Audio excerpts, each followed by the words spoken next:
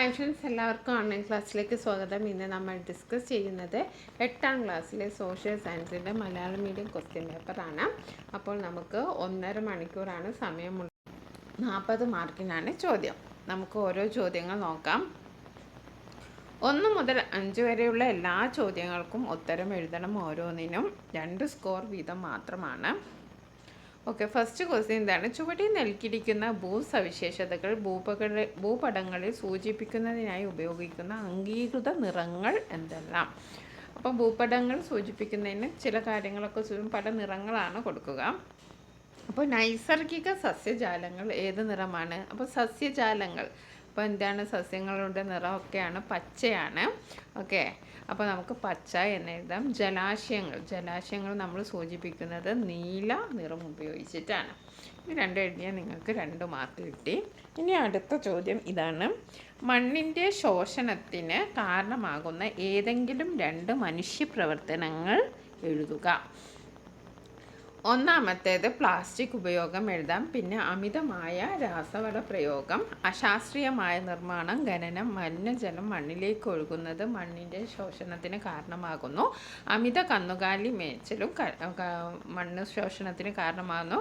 കൃഷിഭൂമി കാർഷികേതര ആവശ്യങ്ങൾക്ക് ഉപയോഗിക്കുന്നതെല്ലാം ഇതിന് കാരണമാകുന്നുണ്ട്. അപ്പോൾ ഏതെങ്കിലും 2 എണ്ണം നിങ്ങൾ എഴുതിയാൽ മതി. 2 മാർക്കിനാണ് നമുക്കിത് എഴുതേണ്ടത്. ഓക്കെ, ഇനി അടുത്ത 3ാമത്തെ ചോദ്യം നോക്കാം. ഋഗ്വേദ കാലത്തെ സമൂഹവുമായി ബന്ധപ്പെട്ട ചാർട്ട് പൂർത്തിയാക്കുക. ഋഗ്വേദ കാലത്തെ സമൂഹം, ഇവിടെ തന്നിരിക്കുന്നു സേനാനികൾ. ബാക്കി 2 എണ്ണം നമ്മൾ എഴുതണം. ഇവിടെ നമുക്ക് പുരോഹിതന്മാർ എഴുതാം, ഇവിടെ നമുക്ക് സാധാരണക്കാർ എഴുതാം. അപ്പോൾ ഋഗ്വേദ കാലത്തെ സമൂഹത്തിൽ ആരൊക്കെ ഉണ്ടായിരുന്നോ? പുരോഹിതരുണ്ടായിരുന്നു, സാധാരണക്കാരുണ്ടായിരുന്നു. അതേപോലെ പുരോഹിതർ, സാധാരണക്കാർ, പിന്നെ സേനാനികൾ, ഈ 3 ആൾക്കാരാണ് ഉണ്ടായിരുന്നത്. ഇനി അടുത്ത 4ാമത്തെ ചോദ്യം. ആഗോളതാപനം ജീവജാലങ്ങളുടെ നിലനിൽപ്പിന് ഭീഷണിയായി മാറുന്നത് എങ്ങനെ? ധ്രുവപ്രദേശങ്ങളിലെ മഞ്ഞുരുകുന്നതിലൂടെ സമുദ്രജല നിരപ്പ് ഉയരും. ആഗോളതാപനം എന്ന് പറഞ്ഞാൽ ഭൂമി ഒന്നായിട്ട് ചൂട് പിടിക്കുകയാണ്. അപ്പോൾ എന്താകും? ധ്രുവപ്രദേശങ്ങളിലെ മഞ്ഞ് ഉരുകും. അപ്പോൾ എന്ത് പറ്റും? സമുദ്രജല നിരപ്പ് ഉയരും. പിന്നെ സമുദ്രതീര ആവാസ വ്യവസ്ഥയിലുണ്ടാകുന്ന നാശം, ഭക്ഷ്യദൗർബല്യം, വൻതോതിലുള്ള കുടിയേറ്റം തുടങ്ങിയ പ്രശ്നങ്ങൾക്ക് കാരണമാകും. ആവാസ വ്യവസ്ഥയിലെ സസ്യജന്തുജാലങ്ങളുടെയും നാശത്തിന് വഴിതെളിക്കും. ഏതെങ്കിലും 2 എണ്ണം എഴുതിയാൽ മതി. ഇനി അടുത്ത 5ാമത്തെ ചോദ്യം. പ്രാചീന തമിഴകത്തിൻ്റെ ചരിത്രം മനസ്സിലാക്കാനുള്ള സ്രോതസ്സുകളിൽ ഏതെങ്കിലും 2 എണ്ണം എഴുതാനാണ്. അപ്പോൾ ഏതൊക്കെയാണ്? മഹാശില സ്മാരകങ്ങളിൽ നിന്ന് നമുക്ക് മനസ്സിലാക്കാം. അതേപോലെ പഴന്തമി പാട്ടുകൾ, നാണയം, സഞ്ചാരക്കുറിപ്പ്, തമിഴ് ലിഖിതങ്ങൾ, ഇതിൽ നിന്നൊക്കെ നമുക്ക് മനസ്സിലാക്കാം. ചരിത്രം മനസ്സിലാക്കാനുള്ള സ്രോതസ്സാണ്. ഏതെങ്കിലും 2 എണ്ണം എഴുതിയാൽ മതി. ഇനി അടുത്തത് 3 മാർക്കിൻ്റെ ചോദ്യങ്ങളാണ്. 4 എണ്ണമാണ് നമ്മൾ എഴുതേണ്ടത്. അതിൻ്റെ ആദ്യത്തെ ചോദ്യം. ഈജിപ്ഷ്യൻ ജനതയുടെ ശാസ്ത്രരംഗത്തെ നേട്ടങ്ങൾ വിലയിരുത്തുക. ഈജിപ്ഷ്യൻ ജനതയുടെ ശാസ്ത്രരംഗത്തെ നേട്ടങ്ങളാണ് നമ്മളോട് എഴുതാൻ പറഞ്ഞിരിക്കുന്നത്.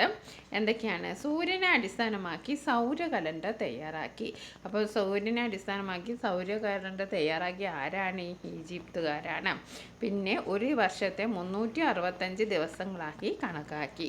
30 ദിവസങ്ങളുള്ള 12 മാസങ്ങളായി ഒരു വർഷത്തെ വിഭജിച്ചു. ബാക്കി വന്ന 5 ദിവസങ്ങൾ ആഘോഷങ്ങൾക്കായി മാറ്റിവെച്ചു. ഗണിതശാസ്ത്രരംഗം ത്രികോണം, ചതുരം എന്നിവയുടെ പ്രസ്ഥിതി കണക്കാക്കി. സമയം കണക്കാക്കാൻ സൂര്യഘടികാരവും, അതായത് നേരിനെ അടിസ്ഥാനമാക്കി ജലഘടികാരങ്ങൾ, ജലപ്രവാഹത്തിൻ്റെ അടിസ്ഥാനത്തിൽ അതും അവരാണ് കണ്ടുപിടിച്ചത്. അപ്പോൾ എന്തൊക്കെയാണ്? സൗര കലണ്ടർ തയ്യാറാക്കി. പിന്നെ ഒരു വർഷത്തെ 365 ദിവസങ്ങളായി അവർ വിഭജിച്ചു. അതിൽ 30 ദിവസങ്ങളുള്ള 12 മാസങ്ങളായി ഒരു വർഷത്തെ വിഭജിച്ചു. ബാക്കിയുള്ള 5 ദിവസങ്ങൾ ആഘോഷങ്ങൾക്കായി മാറ്റിവെച്ചു. ഗണിതശാസ്ത്രരംഗത്ത് ത്രികോണം, ചതുരം എന്നിവയുടെ വിസ്തൃതി കണക്കാക്കി. പിന്നെ അതേപോലെ സൂര്യഘടികാരവും ജലഘടികാരവും സമയം കണക്കാക്കാൻ അവർ നിർമ്മിച്ചു.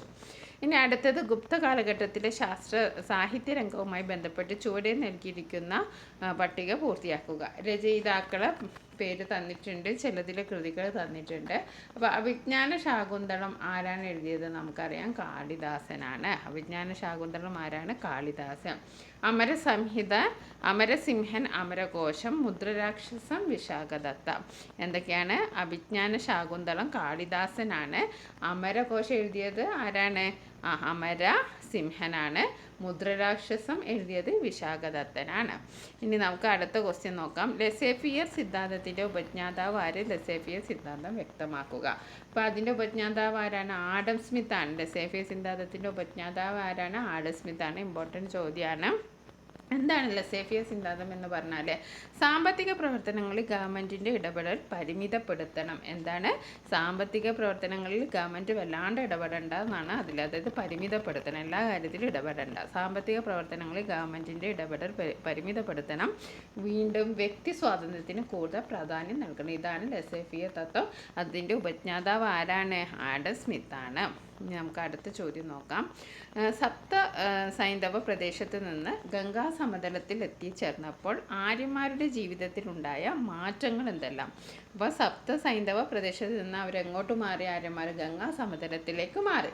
ആ സമയത്ത് അവരുടെ ജീവിതത്തിൽ ഒരുപാട് മാറ്റങ്ങളുണ്ടായി. അതെന്താണെന്നാണ് ചോദിച്ചിരിക്കുന്നത്. കൃഷിയായിരുന്നു അവരുടെ മുഖ്യ തൊഴിൽ. എന്തായിരുന്നു ആര്യന്മാരുടെ മുഖ്യ തൊഴിൽ? കൃഷിയായി മാറി. പിന്നെ ആ ഒരു പ്രദേശം ജനപദം എന്നറിയപ്പെട്ടു. ഗോത്രതലവൻ രാജാവായി. ഗോത്രസഭകളുടെ പ്രാധാന്യം നഷ്ടപ്പെട്ടു. സമൂഹം 4 വിഭാഗങ്ങളായി വിഭജിക്കപ്പെട്ടു. സങ്കീർണമായ പല ആരാധന രീതികളും നിലവിൽ വന്നു. അപ്പോൾ എന്താണ്?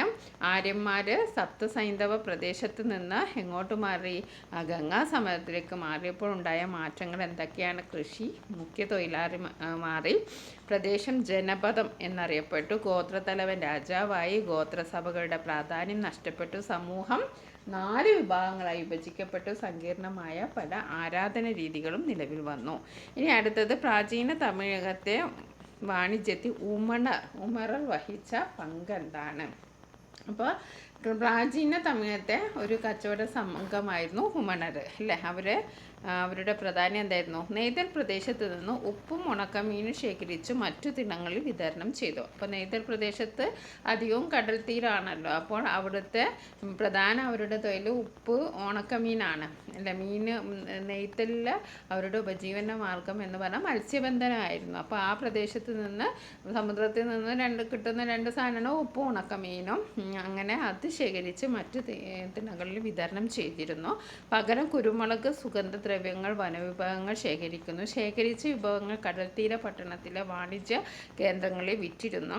കടൽത്തീര പട്ടണങ്ങളിൽ നിന്ന് വിദേശ രാജ്യങ്ങളിലേക്ക് വിഭവങ്ങൾ കയറ്റി അയച്ചിരുന്നു. ഇതൊക്കെ ഉമണർ ചെയ്ത കാര്യങ്ങളാണ്. ഓക്കെ, ഇനി അടുത്തത് നമുക്ക് 4 മാർക്കിൻ്റെ 2 ചോദ്യത്തിൻ്റെ ഉത്തരമാണ് നമ്മൾ എഴുതേണ്ടത്. ഇന്ത്യൻ സംസ്കാരത്തിന് ബുദ്ധമതം നൽകിയ സംഭാവനകൾ എന്തെല്ലാമാണ്? ഇന്ത്യൻ സംസ്കാരത്തിന് ബുദ്ധമതം നൽകിയ സംഭാവനകൾ എന്തൊക്കെയാണ്? അപ്പോൾ ഈ ബുദ്ധമതം പ്രചരിപ്പിക്കാൻ അവരെന്തോ ആണ് രൂപീകരിച്ചത്? സംഘങ്ങൾ രൂപീകരിച്ചു അല്ലേ. ബുദ്ധമതം പ്രചരിക്കുന്നതിനായി രൂപീകരിച്ച സംഘങ്ങളുടെ ഭരണ സംവിധാനം സമൂഹത്തിൽ ജനാധിപത്യപരവും മൂല്യാധിഷ്ഠിതവുമായ അവബോധം വളർത്താൻ സഹായിച്ചു.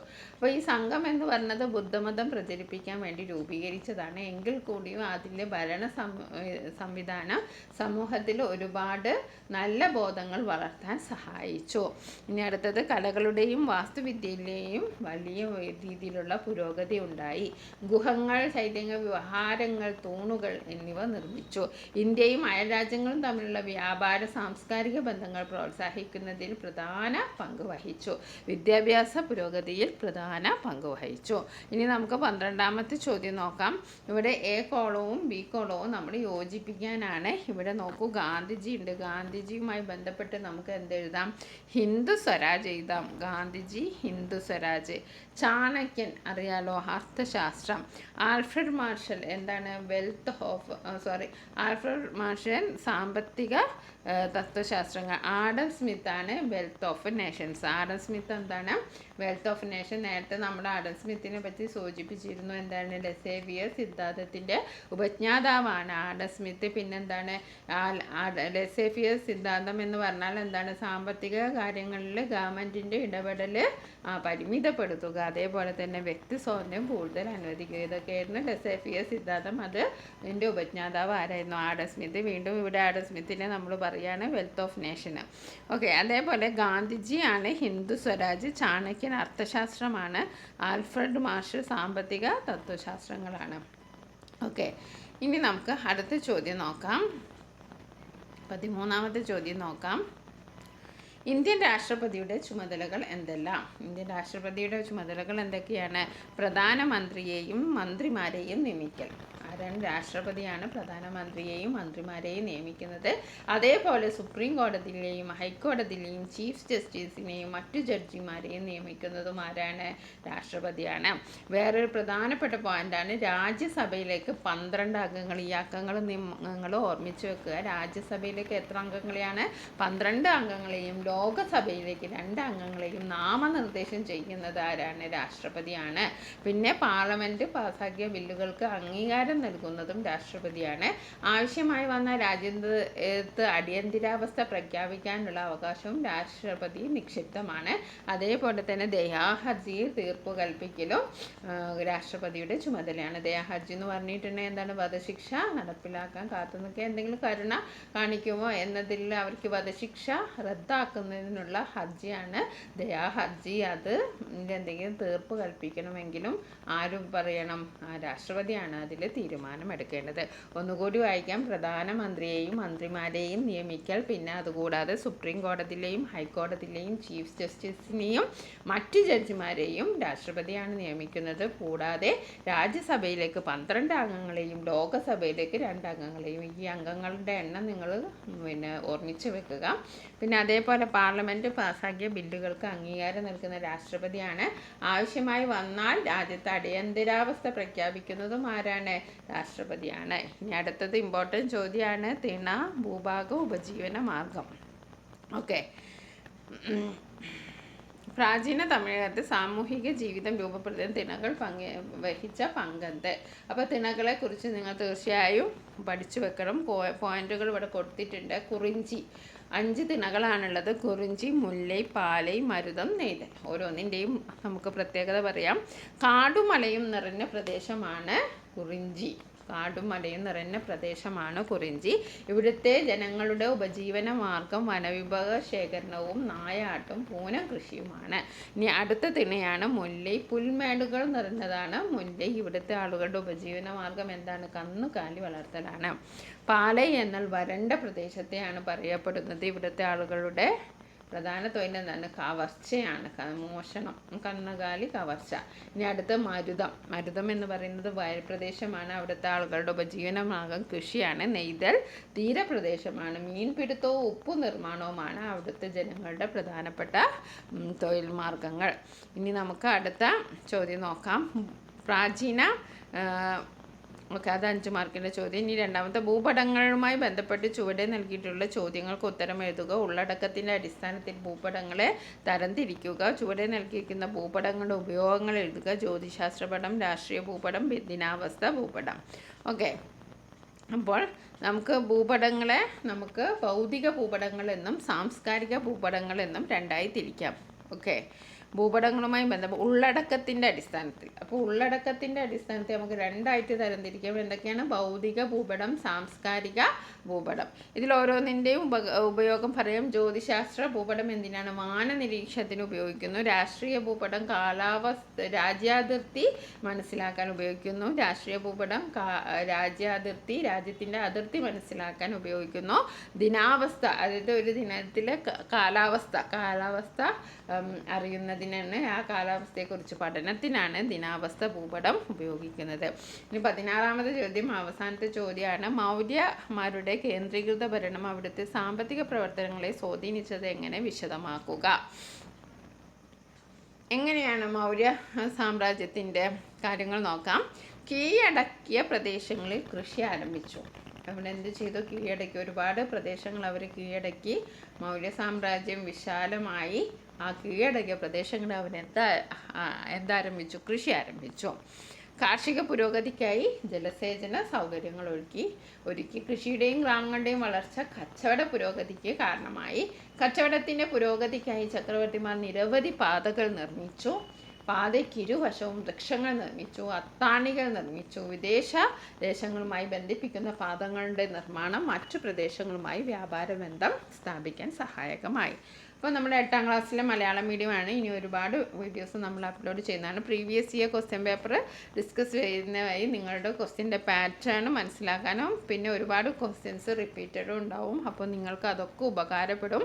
അതേപോലെ ഒരുപാട് വൺ വേർഡുകൾ നമ്മൾ പഠിച്ചു വെക്കേണ്ടതുണ്ട്. ഇമ്പോർട്ടൻ്റ് ആയിട്ടുള്ള വൺ വേർഡുകൾ മനസ്സിലാക്കാനും ഈ ഒരു ക്വസ്റ്റ്യൻ പേപ്പർ ഡിസ്കഷൻ നിങ്ങളെ വളരെയധികം സഹായിക്കും. Thank you for watching this video.